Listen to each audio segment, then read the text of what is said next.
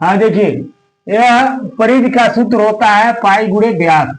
अब एक वृत्त की आपको त्रिज्या दिया रहे तो व्यास कैसे निकालते हैं, इसी सूत्र पे परिधि बराबर पाई गुणे व्यास। व्यास जो होता है त्रिज्या का दूना होता है। व्यास क्या होता है? त्रिज्या का दूना। वृत्त की परिधि बराबर 2 पाई आर। यह 2 आर और पाई का गुणा हो जाएगा तो 2 पाई आर हो जाएगा। तो त्रिज्या मान लीजिए किसी वृत्त की त्रिज्या 3 सेमी है तो उसका व्यास परिधि निकालना है तो 2 पाई आर, यानी 2 पाई और आर त्रिज्या का गुणा हो जाएगा तो 3 दूना 6 पाई। अगर जो त्रिज्या के जगह ए दिया है, आपके बुक में त्रिज्या के जगह ए दे दिया है पहला सवाल, तो जो है 2 पाई ए, 2 पाई गुणे ए तो 2 पाई ए हो जाएगा।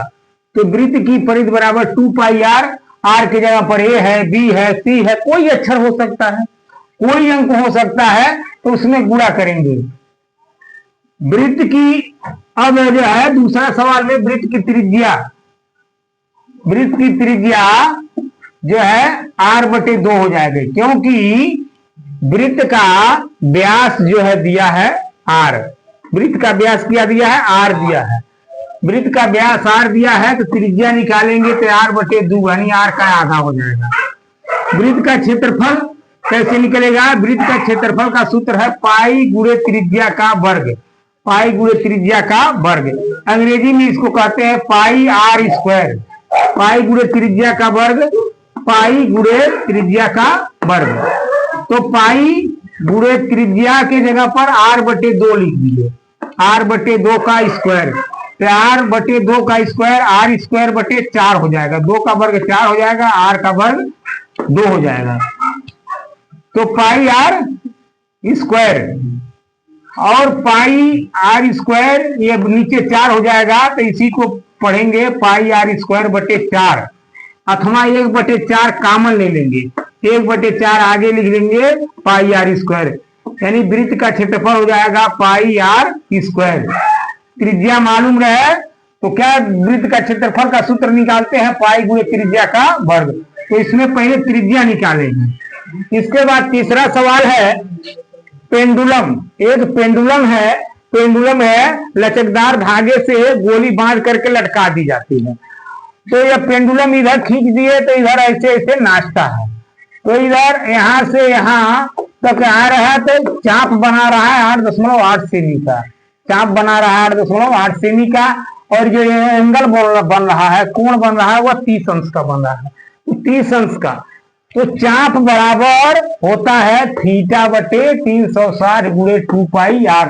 थीटा का मतलब यहाँ जो कोण दिया रहा है, जो पेंडुलम द्वारा कोण बना है, इसी को थीटा कहेंगे। 30 अंश, 60 अंश, कुछ भी हो सकता है, लेकिन आपके सवाल में यहाँ 30 अंश दिया है, तो थीटा की जगह आप 30 अंश लिख देंगे और 2 पाई आर गुणे थीटा बटे 360 गुणे 2 पाई आर, और चाप आपका दिया 8.8, तो चाप की जगह पर 8.8, चाप की लंबाई 8.8 सेमी है। अब इसको काट देंगे 30 बटे 360 को, तो 1/12 आएगा, और फिर यह 2 से इसको 12 को काट देंगे, 2 छक्का 12। यह जो है ऐसे ही रहेगा। अब यहाँ पर क्या होगा? क्रॉस मल्टीप्लीकेशन, यहाँ ऊपर बटा पाई आर स्क्वायर और नीचे 6।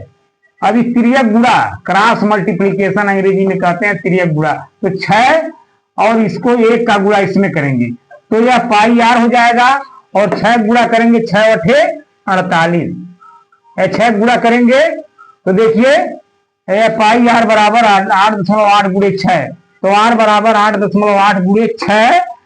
यह पाई जो है नीचे चला जाएगा। जब आर का वैल्यू निकालेंगे, आपको आर का ज्ञात करना है, ये त्रिज्या ज्ञात करना है, तो ये पाई को नीचे लिख देंगे। तो 8.8 गुणे 6 गुणे 7/22, पाई का मान यहाँ 22/7 होगा, तो 7 ऊपर चला जाएगा, 7 ऊपर चला जाएगा। तो आर बराबर 8.8 गुणे 6 गुणे 7/22, 22 यह जो है यह पाई का मान है 22/7, तो जो है बटे का बटे रहता है तो ऊपर चला जाता है, अब यहाँ 22 से काट देंगे, 22 एकम 22, 22 चौक 88, 22 चौक 88। अब 6 और 7 का गुणा कर देंगे और 0.4 का, 0.4 में 6 चौक 24, यानी एक ढंग पे पॉइंट लगा देंगे, दशमलव लगा देंगे। 2.4 गुणे 7 बराबर 16.8 सेमी, यानी कि इसकी त्रिज्या जो है, यह त्रिज्या की लंबाई जो है 16.8 सेमी हो गई, ये त्रिज्या आर। और यह जो है एल तो आपको दिया है, एल जो है दिया है चाप की लंबाई। हम जैसा कि सूत्र में बताए हैं, कोण बराबर होता है चाप बटे त्रिज्या।